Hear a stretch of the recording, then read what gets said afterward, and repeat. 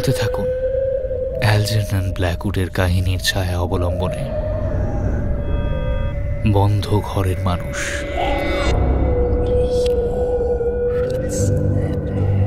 বন্ধ ঘর কথাটার মধ্যেই একটা অস্বস্তি মিশে আছে, তাই না? বন্ধ ঘরকে আমরা সবসময় খুলে ফেলতে চাই, তার ভেতর আলো ফেলে দেখতে চাই কোনো রহস্য লুকিয়ে আছে কিনা। কিন্তু কে বলতে পারে, হয়তো সেই বন্ধ ঘরের ভেতর থেকেও কেউ বেরিয়ে আসতে চায় বাইরে, এসে দাঁড়াতে চায় খোলা বাতাসের মধ্যে। শুনতে থাকুন মোহনা দেবরায়ের ভাব ও ভাষান্তরে অ্যালজেরনন ব্ল্যাকউডের কাহিনীর ছায়া অবলম্বনে বন্ধ ঘরের মানুষ।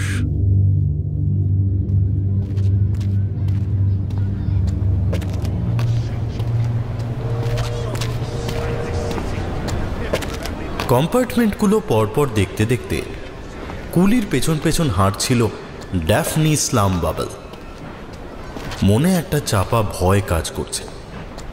অবশ্য ভয় জিনিসটা ড্যাফনির নিত্যদিনের সঙ্গী। সব কিছুকেই ভয় তার। ঘুম থেকে ঘুমোতে যাওয়া পর্যন্ত বোধহয় একটা মুহূর্তও খুঁজে পাওয়া যাবে না যখন কোনো না কোনো ভয়ে কাঁটা হয়ে থাকে না ওর মনটা। এই যেমন এখন ড্যাফনির সব থেকে বড় ভয় হলো যদি শেষ মুহূর্তে কোনো কারণে যাওয়াটা কেঁচে যায়। অবশ্য এই ভয় পাওয়াটা তার পক্ষে এমন অসঙ্গত কিছু নয়। সারা বছর ধরে পাগলের মতো পরিশ্রম করে টাকা জমায় সে। গ্রীষ্মের সময়টায় এই ছুটির কটা দিন একটু বেরিয়ে আসবে বলে। গন্তব্য বলতে সেই আদি অকৃত্রিম আল্পস পর্বতের খাঁজে খাঁজে লুকিয়ে থাকা উপত্যকাদের কোনো একটা, যাদের পোশাকি নাম অ্যালপাইন ভ্যালি। বছরের এই সময়টায় বিশ্বের নানান প্রান্ত থেকে পর্যটকরা আসে এখানে মাউন্টেনিয়ারিং করতে। এই সময়টাতে জীবনটা একটু উপভোগ করে ড্যাফনি। এসেই আবার নিত্যদিনের জোয়াল টানা শুরু। যতদিন না পরের বছরের জন্য টিকিটের 6 পাউন্ড টাকা জমে যাচ্ছে সে নিশ্চিন্ত হতে পারে না। সেটা একবার জমে গেলে তারপর কিছু ফ্র্যাঙ্ক জমালেই হয়। বেড়াতে গিয়ে সে যে কটেজে থাকে তার ভাড়া প্রতিদিন 4 ফ্র্যাঙ্ক। সবকিছু আগে থেকে হিসেব করা থাকে ওর। শেষ মুহূর্তে কোনো বিড়ম্বনার মধ্যে গিয়ে পড়াকে ভীষণ ভয় ড্যাফনি। অবশ্য ভয় সে কোন জিনিসটাকেই বা পায় না। তবে এই মুহূর্তে একটা চাপা খুশিও কাজ করছিল ওর মনে। আপন মনে বকবক করতে করতে কুলির পিছু পিছু হাঁটছিল। তবে কুলির সঙ্গে তাল রাখতে বেশ খানিকটা বেগও পেতে হচ্ছিল তাকে। মালবাহী কামরায় একটু আগেই নিজের ট্রাঙ্কটা উঠে যেতে দেখেছে ড্যাফনি।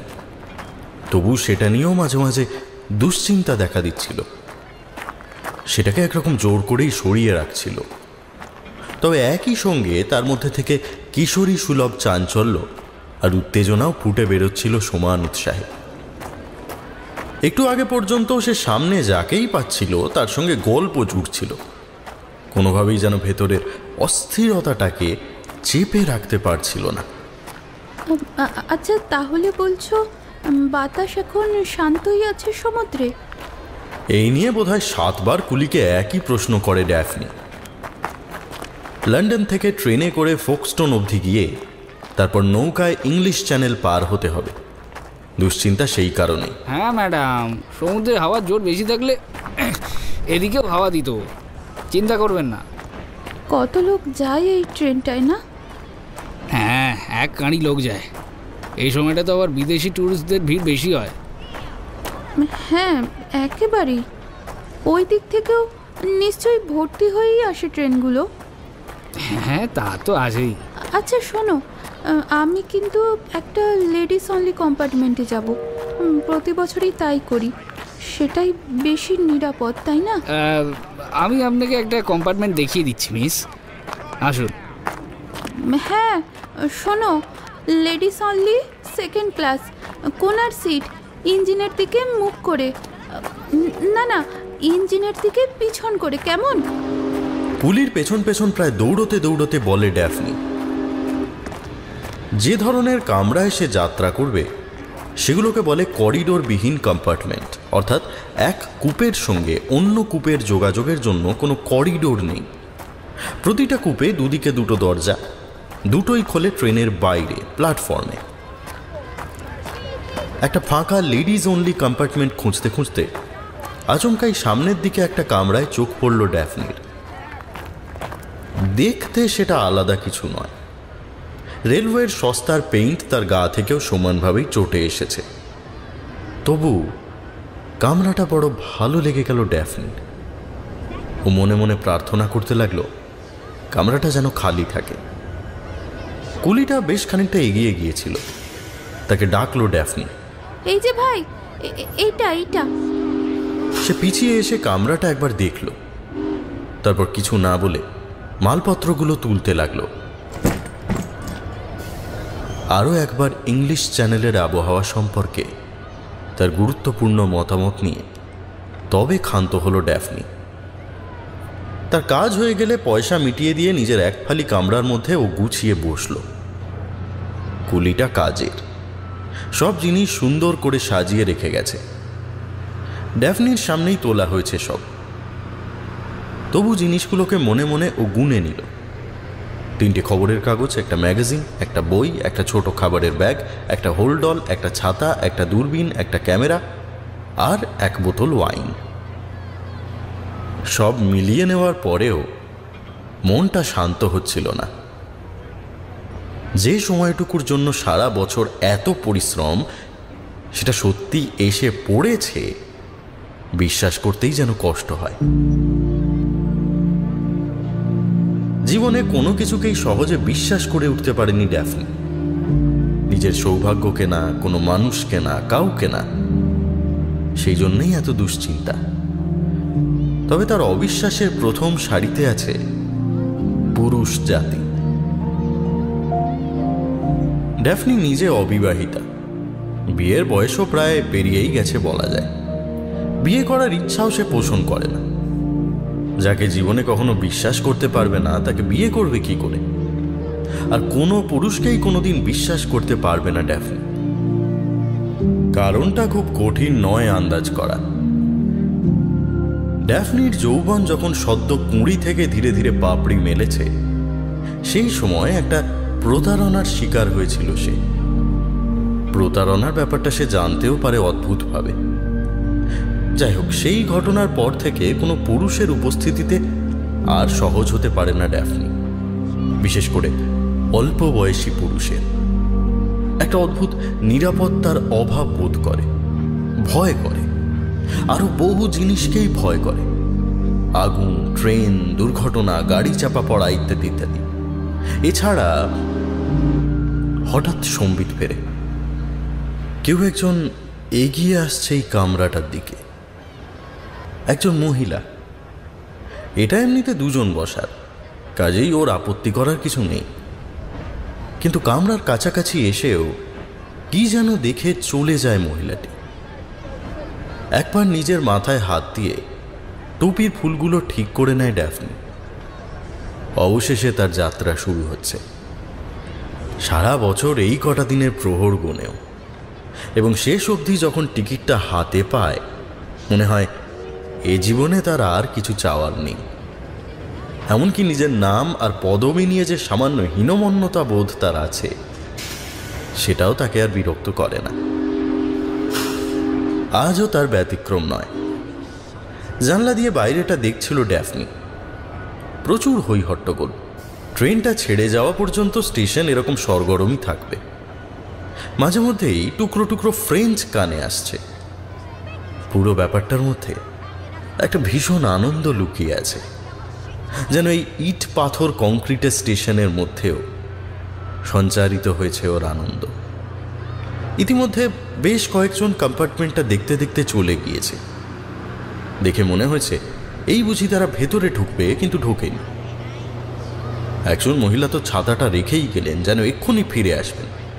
কিন্তু কিছুক্ষণ পরেই হন্তদন্ত হয়ে এসে ছাতাটা নিয়ে হারিয়ে গেলেন ভিড়ের মধ্যে। তার সেই তাড়াহুড়ো করে চলে যাওয়া দেখে মনে হচ্ছিল যেন এইমাত্র ঘোষণা হয়েছে এই ট্রেন আদৌ যাবে না। অবশেষে এক ভদ্রলোক এগিয়ে এলেন। একবার উঁকি দিয়ে ভেতরটা খালি আছে দেখে পাদানিতে পা রাখতে যাবেন, নিজের সবচেয়ে ভালো ফ্রেঞ্চ উচ্চারণে তাকে সতর্ক করে দেয় ড্যাফনি।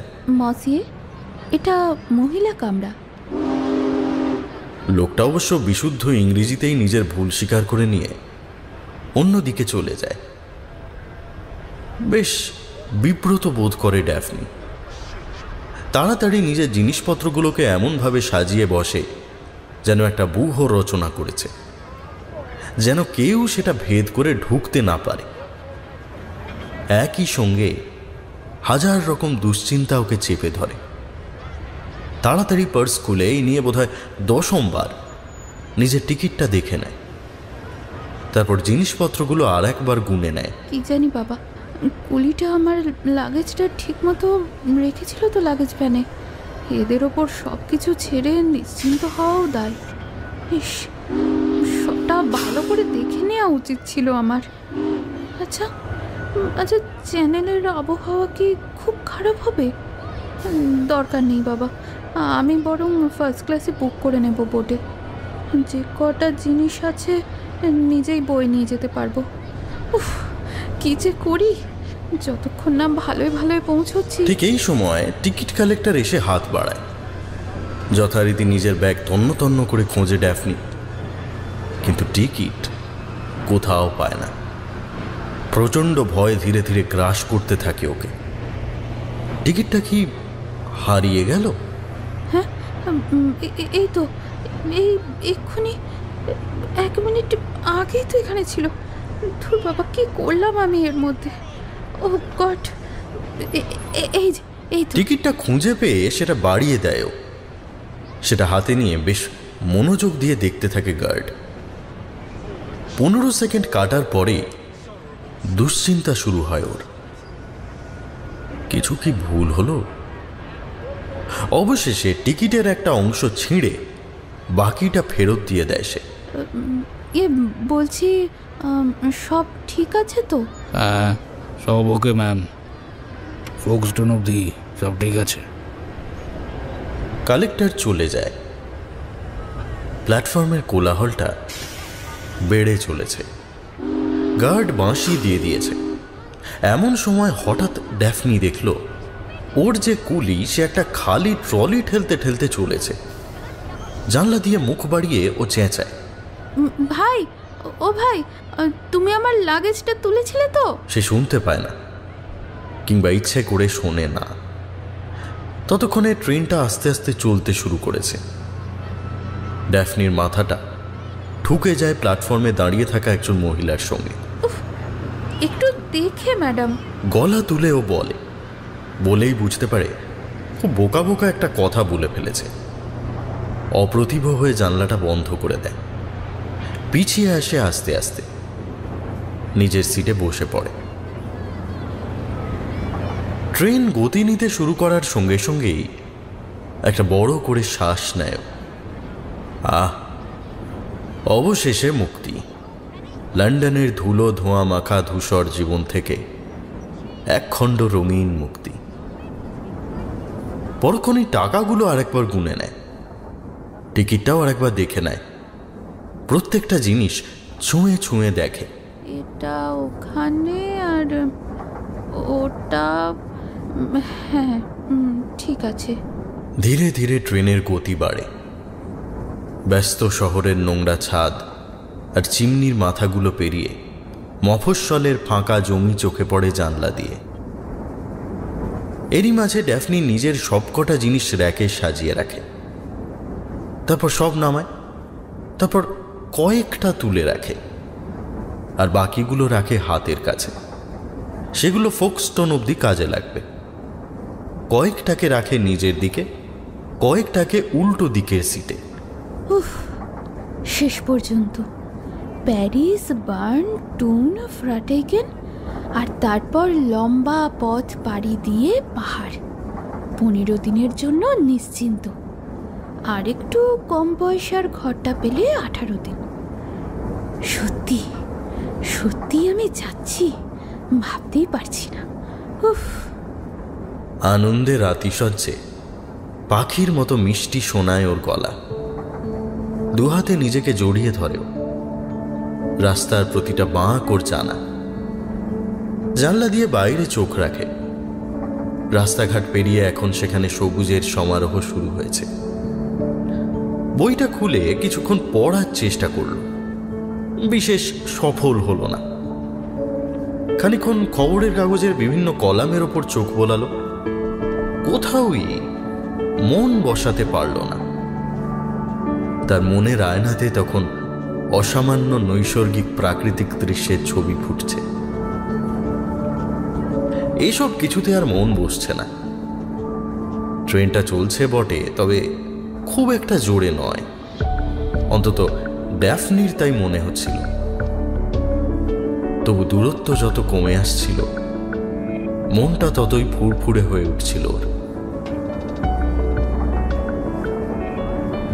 আর কিচ্ছু মনে পড়ছিল না, কিচ্ছু না। এমনকি হঠাৎ করেই ও বুঝতে পারল কিছু একটা অস্বস্তি হচ্ছে, প্রবল অস্বস্তি হচ্ছে। কেন হচ্ছে অস্বস্তিটা? নিজের মনের ভেতরে চোখ ফেলল ড্যাফনি, আর সমস্যাটাও বুঝতে পারল। ভয় করছে, প্রচন্ড অসম্ভব অযৌক্তিক ভয় করছে ড্যাফনির। হঠাৎ করেই ও আবিষ্কার করেছে একটা করিডোরবিহীন এক্সপ্রেস ট্রেনের কামরায় ও এই মুহূর্তে একা, একদম একা। এতক্ষণ যাত্রা শুরুর আনন্দে কিছু মাথায় ছিল না, বা একা থাকার ব্যাপারটা মাথায় এলেও সেটা ভালোই লাগছিল। কিন্তু এখন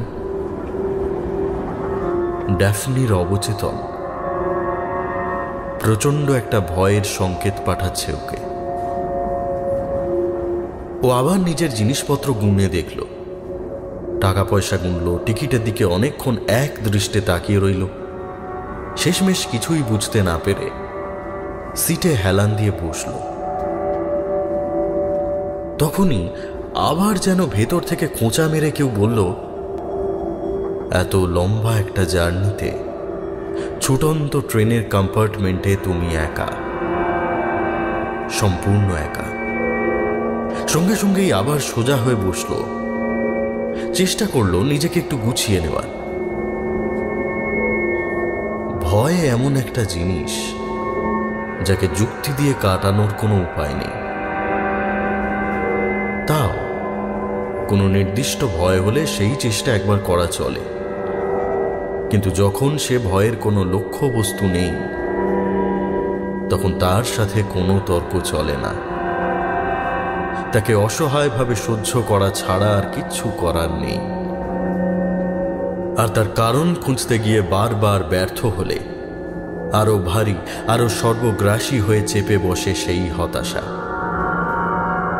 ড্যাফনি নিজেকে যতটা সম্ভব স্বাভাবিক রেখে কারণটা খুঁজতে বসল। অনেকক্ষণ ধরে নিজের মনের ভেতর আতিপাতি করে হাত রাখল, কিন্তু লাভ হলো না কোনো।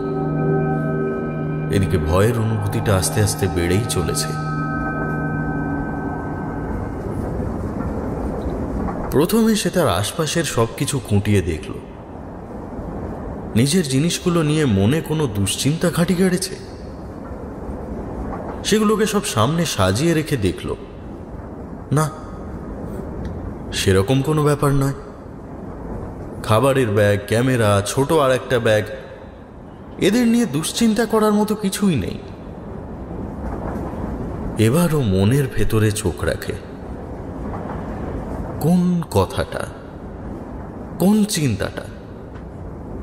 লন্ডন, কটেজ, টাকা পয়সা, টিকিট, ওর স্বাস্থ্য, ধর্ম? না, এমন কিছুই নেই যার কারণেই হঠাৎ ভয় মনে বাসা বাঁধতে পারে। যতই ও ভেবে চলে, ততই স্নায়ু জবাব দিতে থাকে ওর।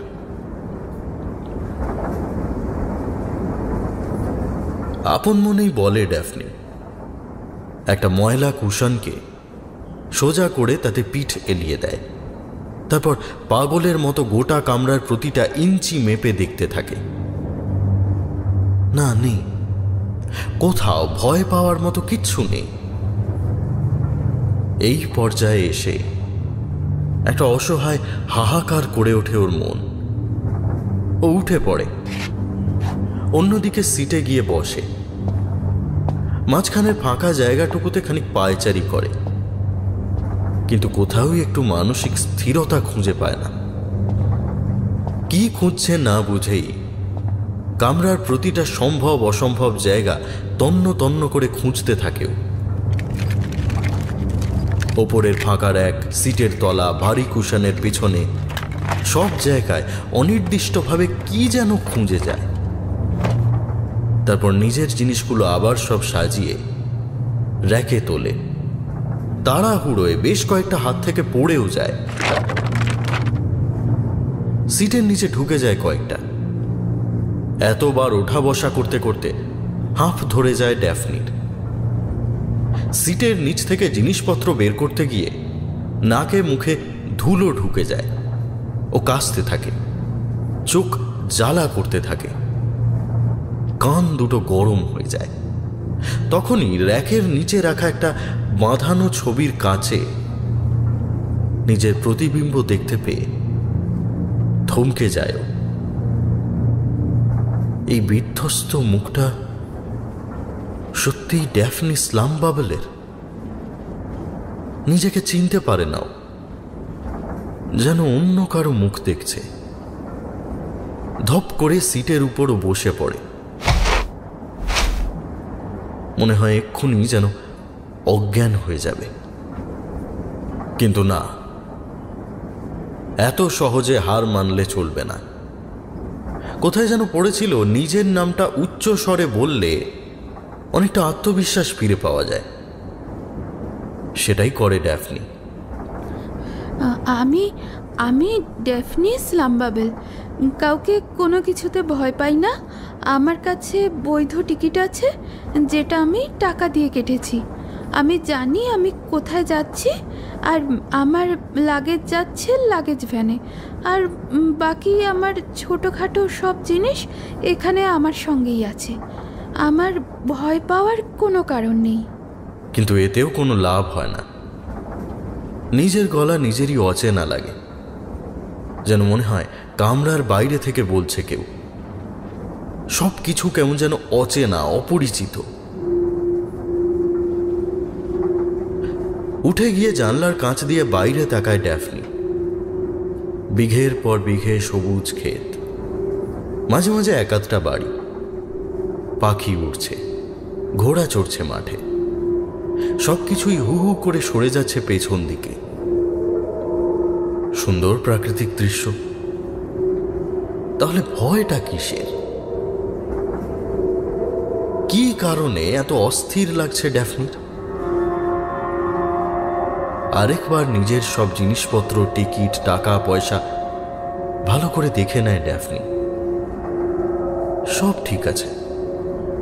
হঠাৎ কি মনে হতেই জানলার দিকে এগিয়ে গিয়ে সেটা খোলার চেষ্টা করে। খুলছে না, পাল্লাটা আটকে গেছে।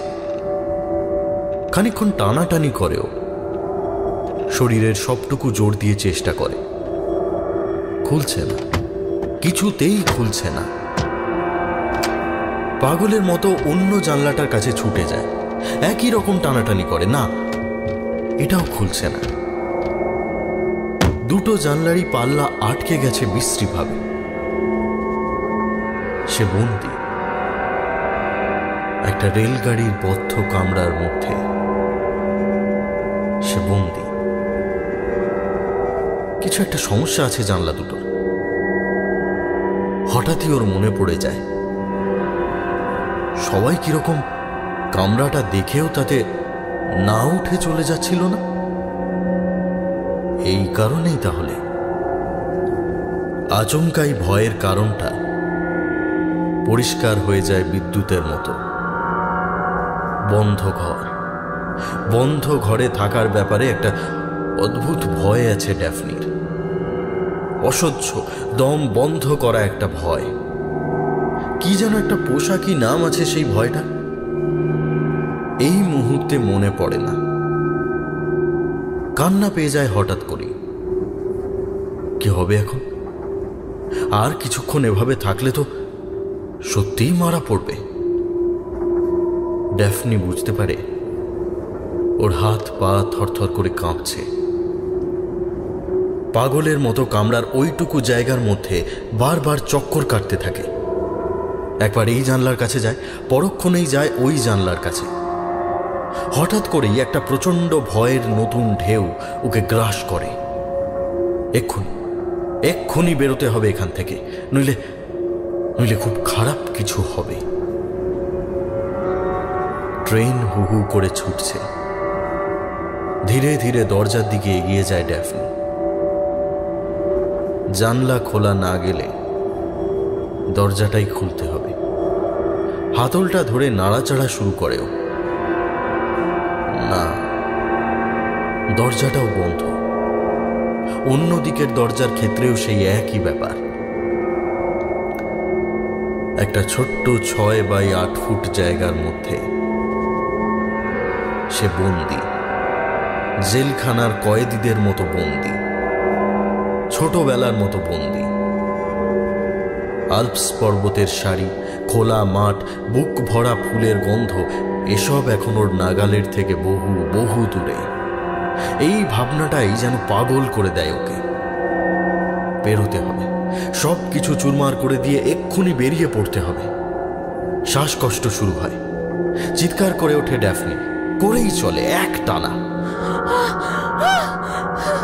স্বাভাবিকভাবেই ট্রেনের শব্দ ছাপিয়ে কারো কানে পৌঁছায় না সে আওয়াজ।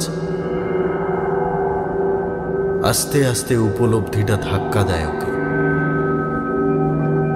টাকা পয়সা, স্বাস্থ্য, কাজ কিংবা ধর্ম নয়, ভয়ের উৎসটা হলো এই বদ্ধ কামরা। সব কিছু মুছে গিয়ে ছোটবেলার একটা দৃশ্য ফুটে ওঠে চোখের সামনে। ছোট্ট কাবার্ডের ভেতর ওকে ঢুকিয়ে দিয়ে পাল্লা বন্ধ করে চলে যাচ্ছে ওর দিদি, আর ভেতর থেকে সজল চোখে করুণ আর্তনাদ করছে ড্যাফনি।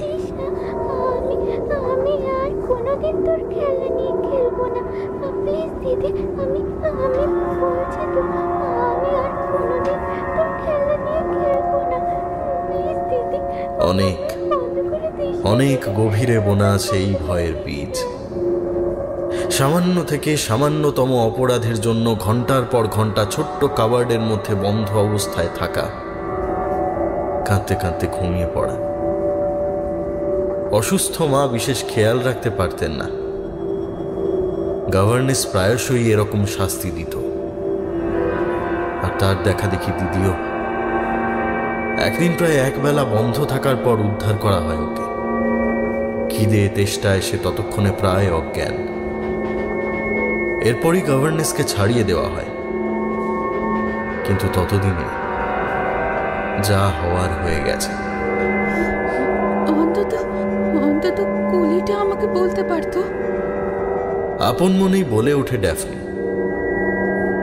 ঠিক কি যে তাকে কুলি বলতে পারতো সেটা তার কাছেও স্পষ্ট নয়। মুখটা মুছে নেয়। এই কলে আটকা পড়া ইঁদুরের মতো এই পরিস্থিতি থেকে কখন কিভাবে উদ্ধার পাওয়া যাবে তার জানা নেই। কোন আক্কেলে গার্ডটা আমাকে বাইরে থেকে লক করে দিল। উঠে দাঁড়িয়ে পাগলের মতো শরীরের সমস্ত শক্তি দিয়ে একদিকের দরজায় ও ধাক্কা মারে, তারপর অন্য দিকের দরজায়। ভাগ্যক্রমে কোনোটাই খোলে না। খুললে যে তৎক্ষণাৎ চলন্ত ট্রেনের বাইরে গিয়ে পড়বে সেই বোধটাও কাজ করে না ড্যাফনির। হয়তো কিছু খেলে ভালো লাগতে পারে ভেবে খাবারের ব্যাগ থেকে একটা কলা আর এক টুকরো রুটি বের করে খেতে থাকে। এই সময় হঠাৎ বিকট শব্দ করে ডান দিকের জানলার পাল্লাটা নেমে যায়। ড্যাফনির দীর্ঘক্ষণের টানাটানি আর ট্রেনের ঝাঁকুনির সম্মিলিত প্রভাবে এতক্ষণে সে রণে ভঙ্গ দিতে বাধ্য হয়েছে। কিন্তু ড্যাফনি এতটাই চমকে ওঠে যে ওর হাত থেকে খাবারগুলো মেঝেতে পড়ে যায়।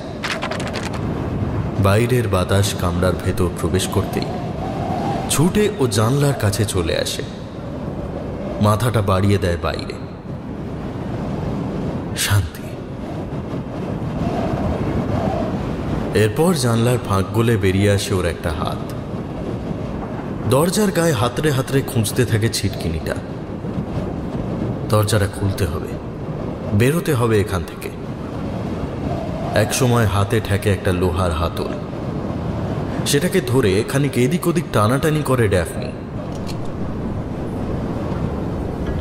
একসময় খটাং করে খুলে যায় সেটা, আলগা হয়ে আসে দরজার পাল্লা। ভেতরে এসে দরজাটাকে হাট করে খুলে দেয় ড্যাফনি। ঠান্ডা হাওয়ার ঝাপটা এসে ওর চোখে মুখে লাগে। অনেকটা সারাদিনের ক্লান্তির পর মায়ের হাতের স্পর্শের মতো। বুক ভরে নিঃশ্বাস নেয় ড্যাফনি। আরেক পা এগিয়ে যায় সামনের দিকে। খোলা বাতাসে যেতে হবে, একটু খোলা প্রকৃতির মাঝে। এই সময় হঠাৎই গতি কমতে শুরু করে ট্রেনটার। জাড্ডের প্রভাবে ওর দেহটা ছিটকে এসে পড়ে কামরার মেঝেতে। তখনই পাশের কামরার জানলার দিকে চোখ যায়। একটা মুখ বেরিয়ে আছে সেখান থেকে। কেউ একজন দেখতে পেয়েছে ওকে এবং বিপদ বুঝে চেন টেলেছে।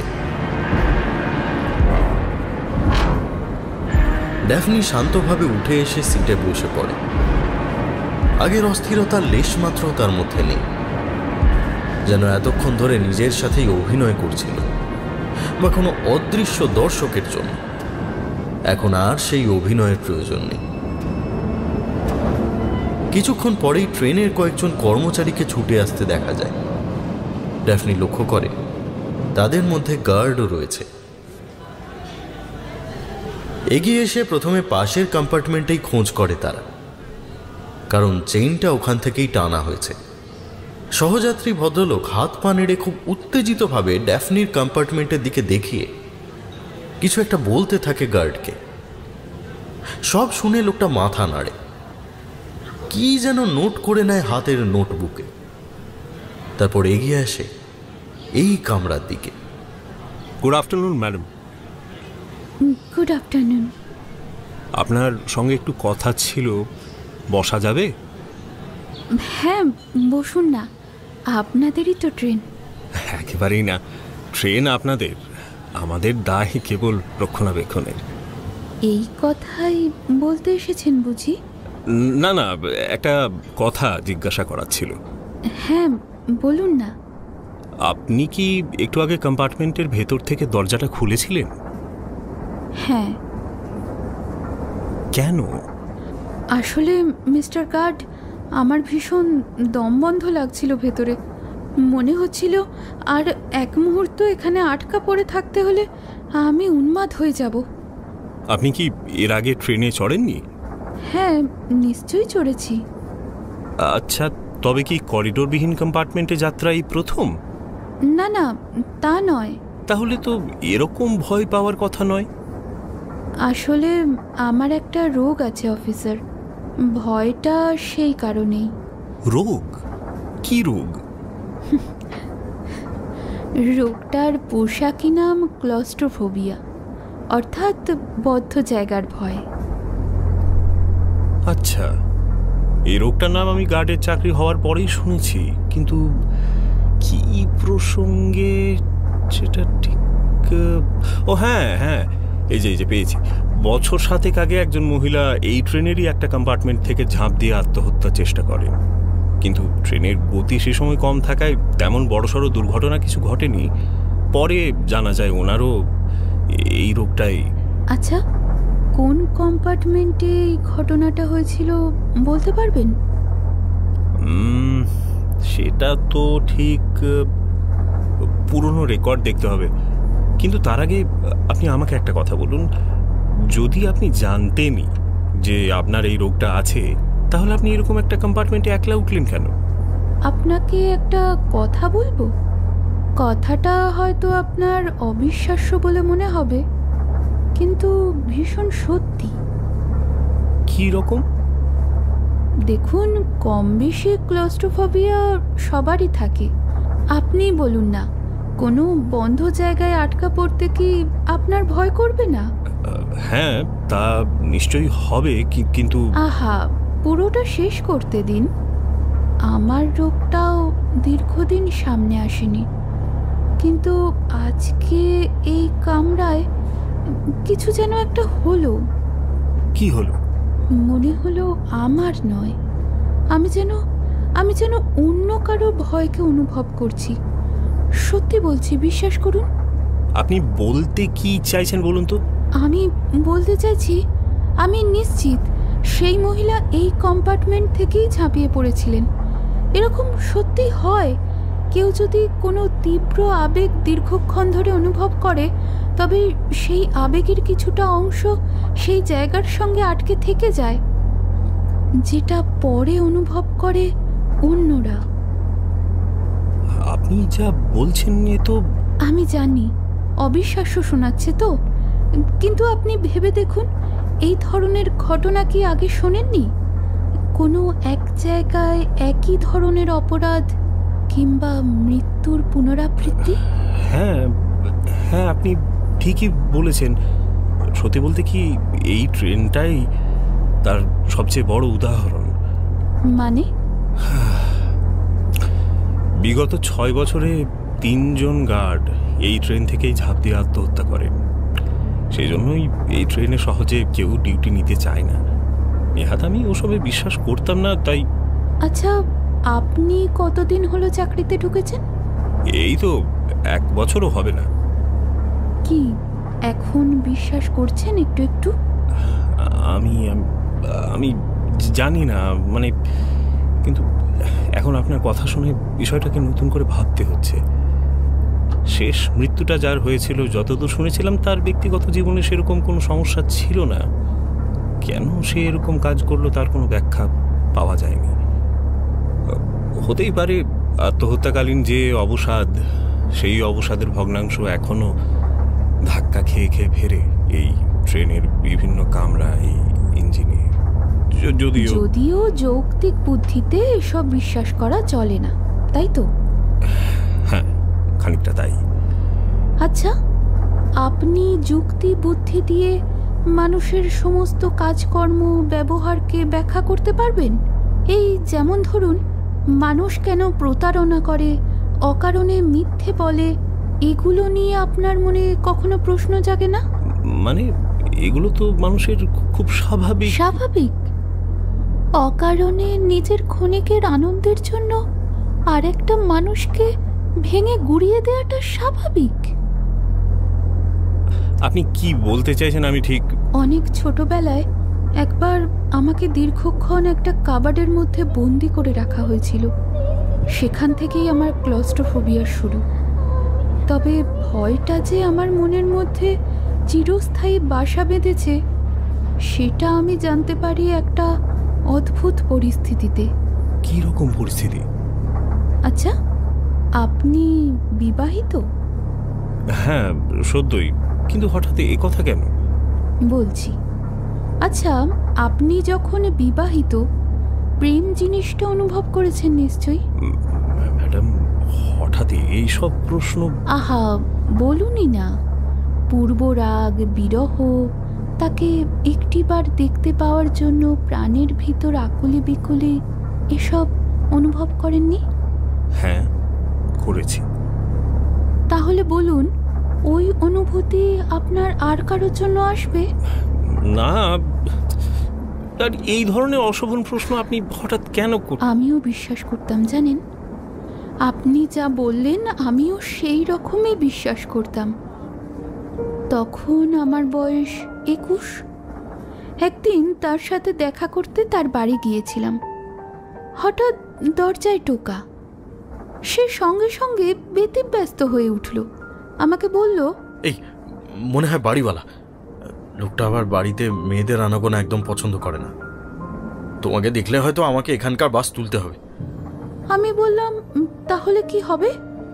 এদিক ওদিক তাকিয়ে সে বলল, তুমি কাবার্ডের মধ্যে একটু লুকিয়ে পড়বে, আর ভুলেও যেন একবারও পাল্লা ফাঁক করো না। লোকটার চোখ খুব চলে। সে জানতো, জানেন, সে জানতো ছোটবেলায় আমার কাবার্ডে বন্দি থাকার গল্প। তবু নেহাত নিরুপায় হয়ে বলছে ভেবে আমি ঢুকে গেলাম কাবার্ডের মধ্যে। নিজেকে কতটা অসম্মান করছি মাথাতেও এলো না। আর ঢোকার সঙ্গে সঙ্গেই বুঝতে পারলাম ছোটবেলার ভয় আমার মধ্যে বিন্দুমাত্র কমেনি। একটু পরেই দম বন্ধ হয়ে আসতে লাগলো। মনে হলো আমি এক্ষুনি অজ্ঞান হয়ে যাব। চোখ দুটো জ্বালা করতে লাগলো। আমি আর পারলাম না।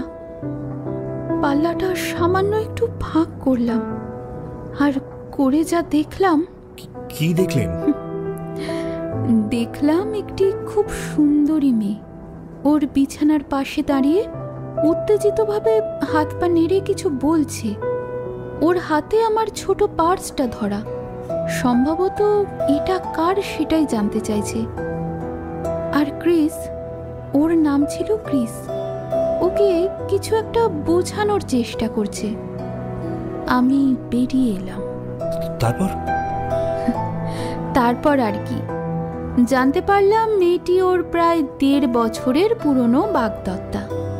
আর মেয়েটিও জানতে পারলো আমার ব্যাপারে। সে কি?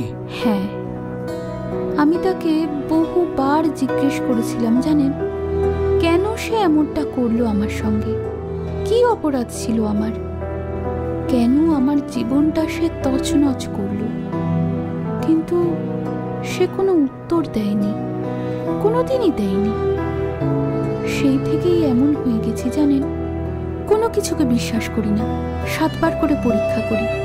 আর প্রেমিক যুগলকে দেখলেই ভিতর থেকে একটা ঘৃণা মেশানো কান্না ঠেলে উঠে আসতে চায়। ভালোবাসা জিনিসটা আর বুঝতে পারি না, অনুভব করা তো দূরের কথা। আমি একটু মিথ্যে বলেছিলাম আপনাকে। মানে কি ধরনের মিথ্যে? অনেক ধরনের। যেমন ধরুন, আমি জানি সেই মহিলা এই কামরা থেকেই ঝাঁপিয়ে পড়েছিলেন। হ্যাঁ, আপনি জানেন কি করে? একটা দুঃখের হাসি হাসে ড্যাফনি। গাউনের হাতা সরিয়ে মেলে ধরে একটা লম্বা কাটা দাগ। কারণ আমি সেই মহিলা। সেদিনও এই কামরায় আমি একাই ছিলাম। ক্লস্ট্রোফোবিয়ায় ভুগে পাগলের মতো চেষ্টা করছিলাম দরজাটা খোলার। এই কামরাটার বাইরের ছিটকিনিটা একটু নিচের দিকে, জানালা দিয়ে হাত গলিয়ে নাগাল পাওয়া যায়। সেদিনও পেয়েছিলাম। বেঁচে থাকার কোনো ইচ্ছেই আমার ছিল না, কিন্তু বেঁচে গেলাম। পরে পাহাড়ে গিয়েও ঝাঁপিয়ে পড়ার চেষ্টা করেছিলাম, জানেন, কিন্তু পারিনি। কেবলই মনে হয়েছিল একটা কাজ বাকি থেকে গেছে। কাজ? কি কাজ? আমার ইচ্ছে ছিল আমি ট্রেন থেকে ঝাঁপ দিয়ে মরব। কারণটা শুনলে আপনি হাসবেন।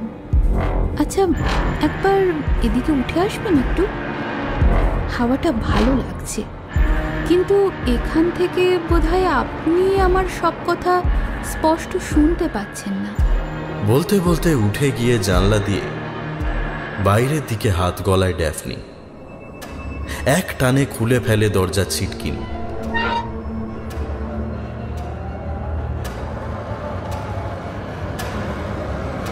দরজার পাল্লাটা দুলছে। তার সামনে দাঁড়িয়ে আছে ড্যাফনি। হাওয়ায় ওর হ্যাট খানিকটা সরে গেছে, ফলে এলোমেলো হয়ে যাচ্ছে কিছুটা চুল, কিন্তু সেদিকে ভ্রুক্ষেপ নেই ওর। তাই আমি প্রত্যেক বছর আগে আগেই স্টেশনে চলে আসি, যাতে এই কম্পার্টমেন্টটা ফাঁকা পাই। প্রত্যেকবারই যে ফাঁকা পেয়েছি সে কথা বলবো না, তবে বেশিরভাগবারই পেয়েছি। আর এটাতে এমনি কেউ ছট করে ওঠে না। এই কম্পার্টমেন্টটার একটা দুর্নাম আছে না, তাই আমি একাই থাকি। ক্লস্ট্রোফোবিয়ায় ভুগি কিছুক্ষণ, নিজেই নিজের সঙ্গে বকবক করি অবান্তর হাস্যকর কথাবার্তা। তারপর এক সময় দরজাটা খুলে ফেলি, প্রত্যেকবারই দরজার সামনে দাঁড়াই, আর কেউ না কেউ ঠিক বাঁচিয়ে নেয় আমাকে। আর তারপর ট্রেনের গার্ড আসে আমার সঙ্গে কথা বলতে। তাদের কেউ কেউ অল্প বয়সী, কেউ আবার মধ্যবয়সী, কেউ সদ্য বিবাহিত, কেউ বা অকৃতদার। তবে প্রেমের বিষয়ে সবাই প্রায় আপনার মতো একই কথা বলে, সবই মিথ্যে কথা। আমি জানি সবটাই মিথ্যে, তাই ওদের মধ্যে সদ্য বিবাহিত বা বিবাহ বন্ধনে আবদ্ধ হতে চলেছে এমন লোকগুলোর স্ত্রী বা হবু স্ত্রীদের মঙ্গলার্থে একটা ছোট্ট কাজ করি আমি। গার্ড উঠে দরজার সামনে আসে, পাল্লাটা হাট করে খুলে দেয় ড্যাফনি। গার্ড এক পা করে পিছিয়ে আসছিল দরজা থেকে। বিদ্যুতের মতো তার পেছনে গিয়ে দাঁড়ায় ড্যাফনি। আপনি তো জানেন এই কম্পার্টমেন্টটার কি দুর্নাম আছে, তাই না? যেটার কারণে প্যাসেঞ্জাররাও সহজে এতে উঠতে চায় না। ওই 3 জন গার্ড তো এই কম্পার্টমেন্ট থেকে। তবু এত সহজে ধরা দিলেন কেন আপনি? এতটাই কি নির্বোধ হন আপনারা ছেলেরা? ও হ্যাঁ, আমি ট্রেন থেকে ঝাঁপ দিয়ে কেন মরতে চেয়েছিলাম তার কারণটা শুনবেন? হাসবেন না কিন্তু, আগেই বলে দিচ্ছি। আমার মনে হয়েছিল ট্রেন দুর্ঘটনায় মৃত্যু হলেই একমাত্র ক্রিস জানতে পারবে সেটার ব্যাপারে। যেন ওকে জানানোটাই আমার মরার মূল উদ্দেশ্য। কি নির্বোধ আমিও ভেবে দেখুন। ও হ্যাঁ, কেন জানতে পারবে জিজ্ঞাসা করছেন? কারণ সেও তো রেলে গার্ডেরই চাকরি করে, ঠিক আপনার মতো। কিংবা এর আগের 3 জন যাদেরকে আমি। কথা শেষ হওয়ার আগেই দুহাতে নিজের সর্বশক্তি প্রয়োগ করে গার্ডের পিঠে একটা ধাক্কা মারে ড্যাফনি। তার চিৎকারটা তলিয়ে যায় কোনো অতল গভীরে। ক্লান্তভাবে নিজের সিটে এসে বসে পড়ে। দরজার পাল্লাটা তখনও খটখট করে দুলছে। খুব ঘুম পাচ্ছে ওর। ড্যাফনি ঘুমিয়ে পড়ে।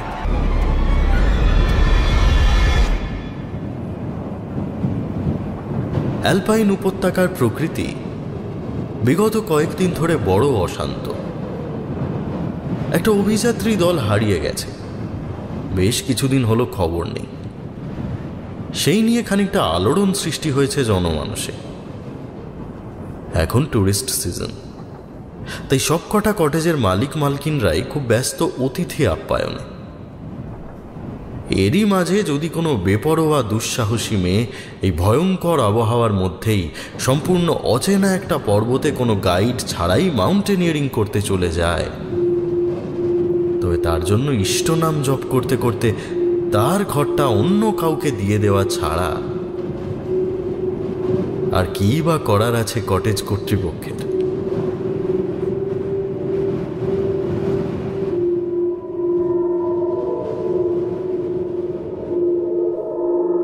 শ্রোতা বন্ধুদের কাছে আমাদের অনুরোধ, কোনো পাহাড়ি কটেজে অনুপস্থিত কারো চেক আউট না করা ঘরে রাত কাটানোর প্রয়োজন হলে খবরদার সে ঘরের কাবার্ডের ভেতর উঁকি দেবেন না।